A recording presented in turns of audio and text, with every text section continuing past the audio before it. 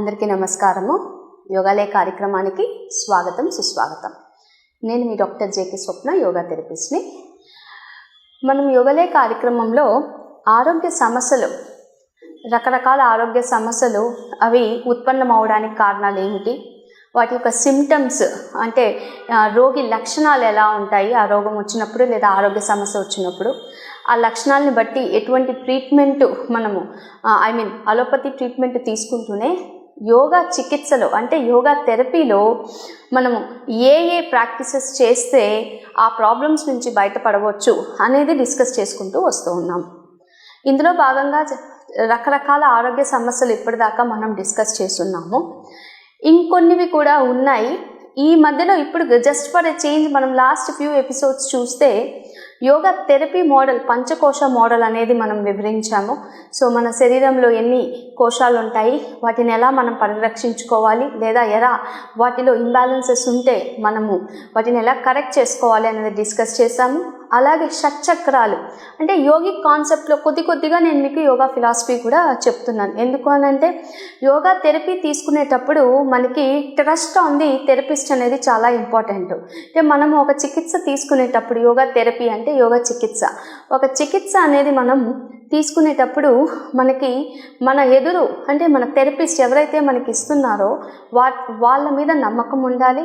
అలాగే చికిత్స ఏదైతే ఇస్తున్నారో, యోగా ప్రాక్టీసెస్ మనకి ఇస్తున్నారో వాటి మీద కూడా నమ్మకం ఉండాలి. సో ఆ నమ్మకంతో కానీ మనం చేయగలిగితే, అది కూడా యూ షుడ్ బీ పేషెన్స్, ఓర్పుగా ప్రతిరోజు నిత్యం అంటే డైలీ వీలైనంత వరకు ప్రతిరోజు ఆ యోగా చికిత్సలో భాగంగా చేసే ఆసనాలు అయితే ఏమి, ప్రాణాయామాలు అయితే ఏమి, లేదు అని అంటే షట్క్రియలు అయితే ఏవైతే ఉన్నాయో ఇవన్నీ ప్రాక్టీస్ చేస్తే ఈ నమ్మకము మీ హార్డ్ వర్క్ డైలీ చేసేదే మీకు డెఫినెట్లీ మంచి రిజల్ట్ అనేది చూపిస్తుంది. సో యూజువలీ మన మైండ్లో మనం ఫిక్స్ అవ్వాలి, I'm going to get rid of this problem, ఈ చికిత్సతో నేను బాగా అవుతాను అనేది ముందర మనం నమ్మకం కలిగించాలి. అండ్ మోర్ ఓవర్ ఎప్పుడు మనం చెప్పేది ఒకటే పాయింట్, సో యోగా చికిత్స అనేది మనము ఎమర్జెన్సీ సిచ్యువేషన్స్లో చేయము. ఏవైతే క్రానిక్ ప్రాబ్లమ్స్ అంటే ఎన్నో రోజుల నుంచి దీర్ఘకాలికంగా ఉండే ప్రాబ్లమ్స్ని యోగా చికిత్స క్లియర్ చేస్తుంది. మీరు సడన్గా యాక్సిడెంట్ అయింది, యోగా చికిత్స ఏం చేయలేదు. మీకు ఏదైనా ఇన్ఫెక్షన్ సోకింది, యోగా చికిత్స ఏం చేయలేదు. సో ఈ క్లారిటీ అనేది ఉండాలి.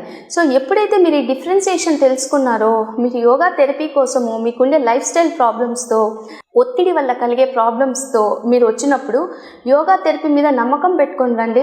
డెఫినెట్లీ ఆ ప్రాబ్లమ్స్ మీకు క్లియర్ అవుతాయి. మీరు అందులో నుంచి స్టెప్ బై స్టెప్, ఒకేసారి బావిలో నుంచి రాలేరు, స్టెప్ బై స్టెప్ మీకు ఆ ప్రాబ్లం నుండి బయటికి పరిష్కారం యోగా థెరపీ చూపిస్తుంది. సో ఈరోజు మనము అసలు యోగా థెరపీ యొక్క డిఫరెంట్ పర్స్పెక్టివ్స్ ఒకసారి చూద్దాము. ఆ తర్వాత ఆరోగ్య సమస్య గురించి డిస్కస్ చేద్దాం. సో పర్స్పెక్టివ్ అంటే కోణాలు. ఇందులో ఒక కోణము నేను స్టార్టింగ్ ఆఫ్ ది యోగాలయ కార్యక్రమంలో చెప్పాను. యోగాని మనము ఒక పెద్ద మౌంటైన్లా అని అనుకుంటే, పెద్ద కొండ లేదా పెద్ద సముద్రం అని అనుకుంటే అందులో డిఫరెంట్ పార్ట్స్ ఉంటాయి. ఫస్ట్ వన్ వచ్చి స్పోర్ట్స్ యోగా అంటే క్రీడా యోగా, ఎక్కువగా ఫ్లెక్సిబిలిటీ కోసము రకరకాల ఆసనాలు చేస్తూ ఉంటారు, అది ఒక సెక్షన్. సెకండ్ వచ్చి వెల్నెస్ కోసం, అంటే మీకే జబ్బులు లేవు, ఆరోగ్య సమస్యలు లేవు, మీకు అడ్వాన్స్ అంటే ఫ్యూచర్లో ఏమీ రాకుండా ఉండడానికి రెగ్యులర్గా యోగా ప్రాక్టీసెస్ చేస్తున్నాం. వెల్నెస్, టు బీ వెల్, హెల్తీగా ఉండడానికి, ఆరోగ్యంగా ఉండడానికి కూడా యోగా ప్రాక్టీసెస్ని యూజ్ చేస్తారు. మూడవది యోగా థెరపీ. ఆల్రెడీ ఒక ప్రాబ్లంతో మీరు బాధపడుతూ ఉన్నారు, ఆ ప్రాబ్లం నుంచి బయటికి రావడానికి యోగా థెరపీ పనిచేస్తుంది. ఇది కాకుండా రీసెర్చ్ అంటే మీకు యోగా మీద మంచి అవగాహన ఉంది, ఈ అవగాహనతో ఒక ప్రోటోకాల్ని ప్రిపేర్ చేయాలి అనుకుంటున్నారు. రీసెర్చ్ అని అనగానే పరిశోధిస్తూ ఏ యోగా ప్రాక్టీసు ఏ ప్రాబ్లంకి చక్కగా హెల్ప్ చేస్తుంది అనేది మీరు ఒక పరిశోధన పత్రాన్ని సమర్పించడమో లేదో పరిశోధించడమో, డిఫరెంట్ అవెన్యూస్ ఉంటాయి, అలా రీసెర్చ్ చేసుకుంటారు. ఎట్ ది ఎండ్ లాస్ట్ ఇంకోటి ఏంటి అని అంటే, ఇవన్నీ కాదు, నాకు నేనంటే ఎవరు అంటే once you get out of all these, ఏదో ఒక పాయింట్లో ఎప్పుడో ఒకరు ప్రతి మానవుడు నేను ఎందుకు వచ్చాను ఈ ప్రపంచంలోకి తన ఉనికిని తెలుసుకోవాలనుకోవడము, ప్లస్ కాస్మిక్ యూనివర్స్ నాకన్నా న్యాచురల్ పవర్ అంటే నాకన్నా పైన ఉండే పవర్ ఏంటి, ఎనర్జీ ఏంటి, అంటే నేను ఎవరిని, మోక్షం పొందడం ఎలా, ఇలా చేయాలి అని అనుకున్నప్పుడు మనం యోగా ప్రాక్టీసెస్, ఆధ్యాత్మికంగా కూడా యోగా ప్రాక్టీసెస్ని యూజ్ చేసుకుంటారు. యాక్చువల్లీ యోగా అనేది ఆధ్యాత్మికంగా అంటే once you start listening to yoga philosophy, ఇప్పుడు నేను చెప్పిన ఇవన్నీ కూడా యోగా కాదు, సెల్ఫ్ రియలైజేషన్ కోసం యోగా నేర్చుకునే వాళ్ళు ఆ రోజుల్లో. Self realization, the main motto of yoga is to realize your self, నువ్వంటే ఎవరు, సెల్ఫ్ రియలైజేషన్ కోసం. ఆ సెల్ఫ్ రియలైజేషన్ నువ్వు తెలుసుకోవాలి, మోక్షం నువ్వు పొందాలి అని అంటే ఇవన్నీ స్టెప్ బై స్టెప్ నువ్వు క్రాస్ చేసుకుంటూ రాగలగాలి. నువ్వు ఫిట్గా లేకుండా నీ మనసు అంటే నీ చిత్తము స్టాండర్డ్గా లేకుండా, నీ చిత్తము అని అనగానే మనసు పరిపరి విధాలుగా ఆలోచిస్తుంది అనుకోండి, స్టెబిలిటీ లేదనుకోండి, నీ మనసు మీదే నీకు స్టెబిలిటీ లేదే, నువ్వెవరో, నీ దేవుడు ఎవరో నువ్వు ఎప్పుడు కనుక్కోగలుగుతావు? నీకు అసలు ఆ ఆలోచన అంటే how you will be identify, ఎలా నువ్వు ఐడెంటిఫై చేయగలుగుతావు? అందుకని ముందర ఫిజికల్గా ఫిట్ అవ్వాలి, మెంటల్గా ఫిట్ అవ్వాలి, సోషల్లీ ఎలా రెస్పాండ్ అవ్వాలో తెలియాలి, అప్పుడు నువ్వు స్పిరిచువల్ స్టెప్ వేస్తావు. ఇది ఒక పర్స్పెక్టివ్. ఇలా కాకుండా చికిత్స పరంగా చూస్తే, అంటే యోగా థెరపీనే ఇంకో విధంగా చికిత్స పరంగా చూస్తే ఎలా ఉంటుందో చూద్దాం. సో యోగా చికిత్స పరంగా అంటే యోగాలో ఆయుర్వేదం, మీరు మామూలుగా అందరూ ఆయుర్వేదం చూస్తుంటారు. యోగా ఒక షడ్దర్శనము అని అనుకుంటే ఆయుర్వేద అనేది ఒక ఉపవేదము. అంటే వేదాలలో ఆయుర్వేదము, ధనుర్వేదము ఇవన్నీ కూడా సబ్ సెక్షన్స్ అని అంటారు. సో ఆయుర్వేద పరంగా యోగాని చికిత్సగా యూజ్ చేస్తూ ఉంటే దీన్ని 3 భాగాలుగా విభజించారు. అందులో ఫస్ట్ భాగం వచ్చి శిక్షణ క్రమ, రెండవది చికిత్సా క్రమ, మూడవది ఆధ్యాత్మిక క్రమ. ముందరిది చూద్దాం. ఫస్ట్ వన్ శిక్షణ క్రమ. అంటే మనం యోగా ప్రాక్టీసెస్ని, ఆసనాలని, ప్రాణాయామాలని, షట్క్రియలని, ముద్రలని, బంధాలని, వీటన్నిటినీ కూడా మస్కులర్ స్ట్రెంగ్త్ అంటే కండబలం పెంచుకోవడానికి, అలాగే శరీర సౌష్ఠవానికి అంటే బాడీ ఒక స్ట్రక్చర్లోకి తీసుకురావడానికి, స్ట్రెంగ్త్ దృఢంగా మన బాడీ మొత్తం దృఢంగా ఉండడానికి, ఫ్లెక్సిబిలిటీ బాడీని మంచిగా ఫ్లెక్సిబుల్గా బ్యాక్వర్డ్ బెండింగ్, ఫార్వర్డ్ బెండింగ్, రకరకాలుగా మన స్పైన్ ఎన్ని విధాలుగా తిరుగుతుందో అన్ని విధాలుగా ఫ్లెక్సిబిలిటీ తీసుకురావడానికి, హ్యాండ్ స్ట్రెంగ్త్కి, లెగ్ స్ట్రెంగ్త్కి అంటే శరీరంలో ఉండే బలాన్ని పెంచుకోవడానికి, స్ట్రెంగ్త్ పెంచుకోవడానికి కానీ మీరు యోగా ప్రాక్టీసెస్ చేస్తే వాటిని లేదా ఆ ప్రాసెస్ని శిక్షణ క్రమాన్ని అంటారు. So you are just training your body, మీ శరీరాన్ని మీరు ట్రైన్ చేస్తున్నారు. ఈ శరీరాన్ని ట్రైన్ చేసేటప్పుడు ఇక్కడ మీరు వీలైనంత వరకు అంటే ఎవరైతే ఈ శిక్షణ క్రమని ఫాలో అవుతారో వీళ్ళు ఆసనాలకి ఇచ్చినంత ఇంపార్టెన్స్ ప్రాణాయామకి, ముద్రాస్కి, బంధాస్కి, షట్క్రియాస్కి ఇవ్వరు. వీళ్ళు మోస్ట్ ఆఫ్ ది టైము వీళ్ళ ఇంపార్టెన్స్ మొత్తం కూడా వాళ్ళ శరీరం మీదే ఉంటుంది. ఎంత డిఫికల్ట్ ఆసనం చేయాలి, ఎంత అడ్వాన్స్డ్ ఆసనం చేయాలి, ఎంత ఫ్లెక్సిబుల్గా బాడీని చూపించాలి, ఎంత స్ట్రెంగ్త్ తీసుకురావాలి అంటే they want to get a name, they want to show their muscular strength, బాడీని ఫిట్గా. అంటే వీళ్ళది మెయిన్ ఏంటి అని అంటే they are concentrating on how to show to the others. ఇది ఒక ఫస్ట్ స్టేజ్ అనమాట. ఇది తప్పు కాదు. So some people are concentrated on only themselves, వాళ్ళ మీద వాళ్ళు కాంపిటీషన్స్లోకి రావాలనో లేదా మంచిగా కనిపించాలనో వీటి మీద ఎక్కువ కాన్సన్ట్రేట్ చేస్తారు. శిక్షణ క్రమ. ఇప్పుడు రెండవ దానికి వస్తాం. రెండవది చికిత్సా క్రమ. సో చికిత్సా క్రమ అంటే యోగాలో ఉండే ప్రాక్టీసెస్ అంటే యోగా సాధన చికిత్స క్రమలో ఏంటి అని అంటే ఏదైనా జబ్బుకి లేదని ఏదైనా ఆరోగ్య సమస్యని మన శరీరం బాధలో ఉండేటప్పుడు దాంట్లో నుంచి బయటకు రావడానికి చికిత్సా క్రమ అంటారు. ఈ చికిత్స క్రమని కూడా 3 భాగాలుగా మళ్ళీ విభజించారు. అదేంటి అని అంటే ఆల్రెడీ మీకు ఒక ఆరోగ్య సమస్య ఉందనుకోండి, రైట్ నౌ ఏం చెప్తున్నాము ఈ ఎపిసోడ్స్లో, మీకు ఎపిలెప్సీ ఉంటే ఇది చేయండి, మీకు మైగ్రేన్ ఉంటే ఈ ఫార్వర్డ్ బెండింగ్ పోస్చర్ చేయండి, మీకు బ్యాక్ పెయిన్ ఉంటే ఈ పోస్చర్ చేయండి, ఇలా ఆసనాలు చెప్తున్నాం కదా. సో సిక్నెస్ ఉంటే మీకు ఆల్రెడీ ఆరోగ్య సమస్య ఉంది, మీ శరీరంలో కొన్ని ప్రాబ్లమ్స్ ఉన్నాయి, కొన్ని డిజీజెస్ వ్యాధుల బారిన పడున్నారు అంటే అప్పుడు యోగా సాధన చేస్తే దాన్ని చికిత్సాక్రమ అని అంటారు. రెండవది, నో సిక్నెస్ ఇస్ దేర్.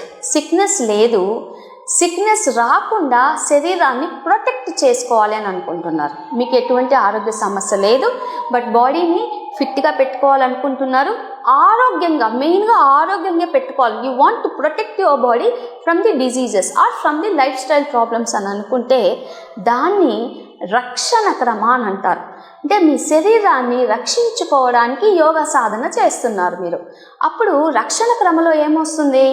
ఇప్పుడు ఇందాక చికిత్స క్రమంలో first one, if sickness is present you are practising yoga postures or you are practising yogic breathings. వీటిలో అంటే చికిత్సా క్రమలో, రక్షణ క్రమలో మీరు ఆసనాల మీద ఒక్కటే ఫోకస్ చేయరు, ప్రాణాయామ మీద కూడా ఫోకస్ చేస్తారు, ముద్రల మీద ఫోకస్ చేస్తారు, అలాగే షట్క్రియల మీద కూడా ఫోకస్ చేస్తారు. ఫర్ ఎగ్జాంపుల్ గ్యాస్, ఎసిడిటీ ఉంటే శంఖ ప్రక్షాళన కంపల్సరీ చేయాలి. శంఖ ప్రక్షాళన చేస్తేనే నీ పొట్టలో ఉండే త్రిదోషాలు ఈక్వల్గా అయ్యి నీకు ఏదైతే ఆమ్లం ఎక్కువ ప్రొడ్యూస్ అవుతుందో అది బయటికి వెళ్ళగలుగుతుంది. ముందు నువ్వు క్లియర్ చేయాలి. బాడీలో ఉండే ఇంప్యూరిటీస్ తీసేస్తేనే నెమ్మదిగా శరీరం చక్కగా అవుతుంది.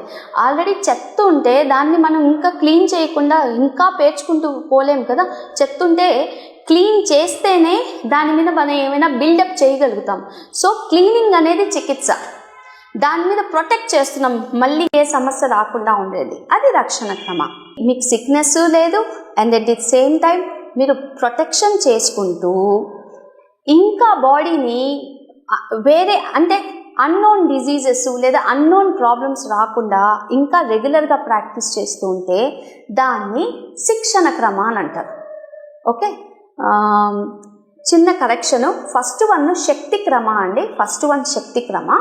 రెండవది చికిత్సా క్రమలో ఇఫ్ సిక్నెస్ ఈజ్ ప్రెజెంట్ అంటే ఆల్రెడీ ఆరోగ్య సమస్యలు ఉంటే చికిత్సా క్రమ చేస్తాము. సిక్నెస్ లేదు, ప్రొటెక్ట్ చేసుకోవాలి అని అంటే మనము రక్షణ క్రమ చేస్తాము. రక్షణ క్రమ చేస్తూనే బాడీని ఇంకా ఫిట్గా చేసుకుంటూ ఫ్యూచర్లో ఎటువంటి ప్రాబ్లమ్స్ రాకుండా ప్రతిరోజు మనం ప్రాక్టీస్ చేసుకోగలిగితే దాన్ని శిక్షణ క్రమ అని అంటాం. ఇప్పుడు లాస్ట్, ఇవన్నీ కాదు, ఇవన్నీ దాటేసి మీరు చికిత్సా క్రమ, రక్షణ క్రమ, దాని తర్వాత శిక్షణ క్రమ ఇవన్నీ దాటొచ్చాక అసలు నేనేంటి, ఈ యూనివర్స్లో నేను ఎలా అలైన్ అవుతాను, ఈ విశ్వం అంటే ఏంటి, ఈ విశ్వంలో నా ఉనికి ఏంటి, అలాగే నేను ఎక్కడి నుంచి వచ్చాను, నా బర్త్ ఎక్కడి నుంచి జరిగింది, నా ఆత్మ ఇంకా ఉందా, పరమాత్మ అంటే ఎవరు, వీటిని పరిశోధిస్తూ యోగా ప్రాక్టీసెస్ అంటే మెడిటేషన్, డీప్ మెడిటేషన్లోకి వెళ్ళి ధారణ, ధ్యాన, సమాధి ఈ హయ్యర్ స్టేజెస్ ఆఫ్ కాన్షియస్నెస్లోకి వెళితే దాన్ని ఆధ్యాత్మిక క్రమ అని అంటారు. ఇప్పుడు ఈ డిఫరెంట్ పర్స్పెక్టివ్స్ ఎందుకు తెలుసుకోవాలి? డిఫరెంట్ పర్స్పెక్టివ్స్ తెలుసుకోకుండా మనం యోగా ప్రాక్టీసెస్ చేస్తే మనకు కావాల్సిన బెనిఫిట్ రాదు. ఇప్పుడు మీకు ప్రాబ్లం ఏంటి, మీరు జస్ట్ ఆరోగ్యంగా ఉండాలి అని అనుకుంటే మీకు ఇచ్చే యోగా ప్రాక్టీసెస్ డిఫరెంట్గా ఉంటాయి. మీకు ఏదైనా ఆరోగ్య సమస్య ఉంటే మీరు చేయాల్సిన యోగా ప్రాక్టీసెస్ ఒక విధంగా ఉంటాయి. లేదు, నేను ఆల్రెడీ హెల్తీగా ఉన్నాను, ఆరోగ్యంగా ఉన్నాను, మంచి కాన్షియస్నెస్ అంటే నేను ఏం చేస్తున్నాను, ఎలా చేస్తున్నాను, నాకు ఒక హోల్డ్ ఉంది, నాకు లైఫ్ మీద ఒక కంట్రోల్ ఉంది అని అనుకున్నప్పుడు నేను ఇంకా higher stages of awareness, higher stages of కాన్షియస్నెస్కి వెళ్ళాలి అనుకున్నప్పుడు ఆధ్యాత్మిక క్రమంలోకి వెళ్తాం. ఇవన్నీ తెలియకుండా జస్ట్ ఒక యోగా క్లాస్కి వచ్చి రెగ్యులర్ యోగా ప్రాక్టీస్ చేస్తున్నారు అనుకోండి, అసలు మీరు ఎందుకు చేస్తున్నారు, దీనివల్ల వచ్చే బెనిఫిట్ ఏంటి, మీ టార్గెట్ ఏంటి, మీకు కావాల్సిన ఉపయోగాలు ఏంటి యోగా వల్ల అనేది మీకు తెలియదు. టీచర్ ఎవరైతే టీచ్ చేస్తున్నారో వాళ్ళకు కూడా వాళ్ళకు they don't know the answer. అసలు మీ క్వశ్చనే తెలియనప్పుడు వాళ్ళ ఆన్సర్ చెప్పలేరు. So that's why every yoga teacher or yoga therapist ప్రతి ఒక్కరూ ఈ క్రమాల గురించి తెలుసుకొని ఉండాలి. ఇది శ్రీ కృష్ణమాచార్య యోగ మందిరం చెన్నైలో అంటే మన బీకేఎస్ అయ్యంగర్ గారి గురువు కృష్ణమాచార్యులు వాళ్ళ ట్రెడిషన్ కానీ చూస్తే వాళ్ళు ఈ చికిత్సా క్రమ, ఆధ్యాత్మిక క్రమ, శిక్షణ క్రమ విధానంగా యోగా ప్రాక్టీసెస్ లేదా యోగా థెరపీ అనేది వాళ్ళు చేస్తూ ఉంటారు. ఓకే, ఇవన్నీ నేను ఎందుకు చెప్పాల్సి వచ్చింది అని అంటే యోగా ఫిలాసఫీ తెలియకుండా జస్ట్ ఆసనాల మీద వెళ్తూ యోగా థెరపీ మనం చేయలేము. Only asanas won't help. బాడీలో డిఫికల్ట్ ఆసనాలు చేసేసి ఈ డిఫికల్ట్ ఆసన కోసం మీరు ట్రై చేస్తూ ఏదో ఒక ఆసనం టీవీలో చూశారు, పేపర్లో చూశారు, లేదా డిజిటల్ మీడియాలో చూశారు, ఈ ఆసనం నేను చెయ్యాలి అని దాని వెనక పరిగెడుతూ ఉంటే దానివల్ల మనకు వచ్చేది ఏమీ లేదు. సో మనం ఎందుకు ప్రాక్టీస్ చేస్తున్నాము, ఎలా ప్రాక్టీస్ చేయాలి, ఎందుకోసం ప్రాక్టీస్ చేయాలి తెలిస్తేనే మనకి యోగా యొక్క బెనిఫిట్స్ వస్తాయి. ఈరోజు ఇప్పుడు మనము యోగా ఆసనాలు రెగ్యులర్గా మనం చాలా రకాల ఆసనాలు చెప్పుకుంటూ ఉన్నాం కదా. సో ఈరోజు మనము స్పైనల్ హెల్త్ అంటే వెన్నెముక్క ఆరోగ్యానికి. సో మన వెన్నెముక్క ఎంత యంగ్గా ఉంటే, అంటే వెన్నెముక్క ఎంత ఆరోగ్యంగా ఫ్లెక్సిబుల్గా ఉంటే మన బాడీ అంత ఫ్లెక్సిబుల్గా ఉంటుంది. సో ఈ వెన్నెముక్కకు సంబంధించి ఆసనాలు ఏమున్నాయి అంటే, ఇంకా కరెక్ట్గా చెప్పాలంటే different types of asanas present in yoga. మొత్తం మన యోగిక్ ప్రాక్టీసెస్లో ఎటువంటి రకాల ఆసనాలు ఉన్నాయి, ఎటువంటి డిఫరెంట్ క్లాసిఫికేషన్స్, ఆల్రెడీ పాత ఎపిసోడ్లో ఒక్కసారి దీని గురించి చెప్పున్నాను. సో డిఫరెంట్ ఆసనాస్లో number 1 first category forward bending asanas. అంటే వెన్నెముక్కని ముందుకు వంచుతూ చేస్తే ఫార్వర్డ్ బెండింగ్ ఆసనాస్. వెన్నెముక్కని వెనక్కి వంచుతూ చేస్తే బ్యాక్వర్డ్ బెండింగ్ ఆసనాస్. వెన్నెముక్కని ట్విస్టింగ్ చేస్తే అంటే వక్రంగా తిప్పితే ట్విస్టింగ్ ఆసనాస్. వెన్నెముక్కతో కాకుండా కాళ్ళతో బ్యాలెన్స్ చేస్తే బ్యాలెన్సింగ్ ఆసనాస్. ఇదే బ్యాలెన్సింగ్ చేత్తో చేస్తే హ్యాండ్ బ్యాలెన్సింగ్, లెగ్తో చేస్తే లెగ్ బ్యాలెన్సింగ్ అని అంటారు. అదే ఈ వెన్నెముక్కని పూర్తిగా అప్ అండ్ డౌన్ అంటే హెడ్ డౌన్ లెగ్స్ అప్ చేస్తే వాటిని వచ్చి ఇన్వర్టెడ్ పోస్చర్స్ అని అంటారు. వీటన్నిటిలోనూ కూడా మన వెన్నెముక్క ఇన్వాల్వ్ అవుతుంది. మీరు బాగా గమనిస్తే ఇన్ ఎవ్రీ కేటగిరీ మీరు ఫార్వర్డ్ బెండింగ్ చూసుకోండి, ఇన్వర్షన్ చూసుకోండి, బ్యాక్వర్డ్ బెండింగ్ చూడండి, ట్విస్టింగ్ చూడండి, ప్రతి దాంట్లో కూడా మనకి స్పైనల్ అనేది అంటే స్పైనల్ మూమెంట్, అది ఎక్స్టెన్షనా కంప్రెషనా అన్నీ కూడా మనకి ఇన్వాల్వ్ ఉంటాయి, different types of versions. So ఈరోజు మనము ఫార్వర్డ్ బెండింగ్ ఆసనాస్ యొక్క మెయిన్ బెనిఫిట్స్ ఏంటి, అసలు ఫార్వర్డ్ బెండింగ్ ఆసనాస్ మనం ఎందుకు చేయాలి అనే దాని గురించి డిస్కస్ చేద్దాం. సో ఫార్వర్డ్ బెండింగ్ అంటే ఏమీ లేదు, ఇందాక చెప్పినట్టు వెన్నెముక్కని ముందుకు వంచడం. అసలు వెన్నెముక్క ఆరోగ్యం ఎందుకు అవసరము అని అంటే మన శరీరం మొత్తం కూడా వెన్నెముక్క మీదే ఆధారపడి ఉంటుంది. వెన్నెముక్క, the spine is one of the main part of our central nervous system.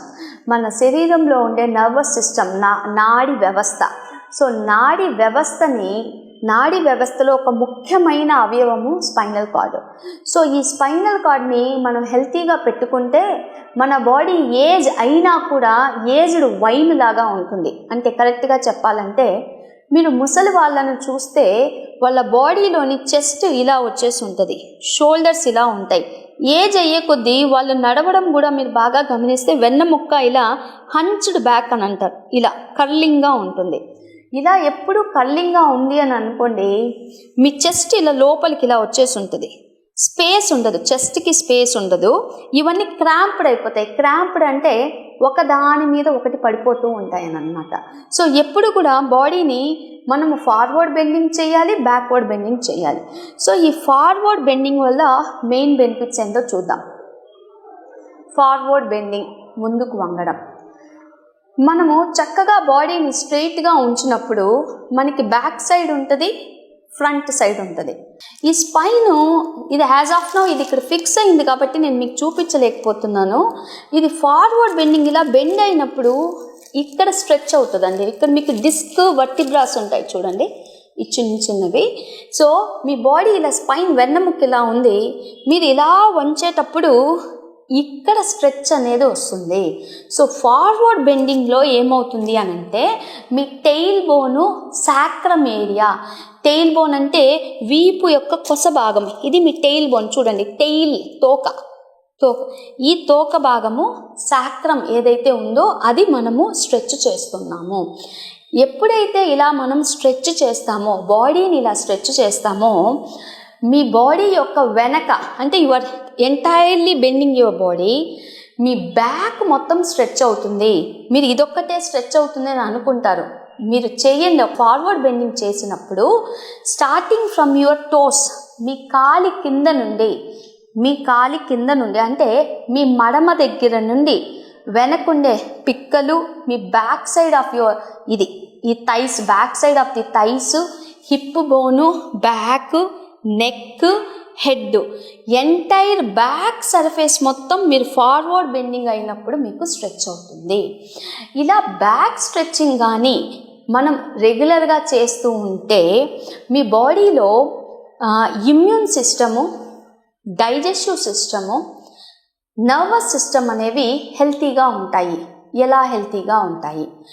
Immune system ఎలా హెల్తీగా అవుతుంది అంటే మీ బాడీని ఎప్పుడైతే మీరు ఇలా బెండ్ చేయగలుగుతారో, మీరు మీ స్పైన్ ఇలా స్ట్రెచ్ చేస్తున్నారు కదా, స్పైన్ని స్ట్రెచ్ చేస్తూ హిప్స్ని స్ట్రెచ్ చేస్తున్నారు.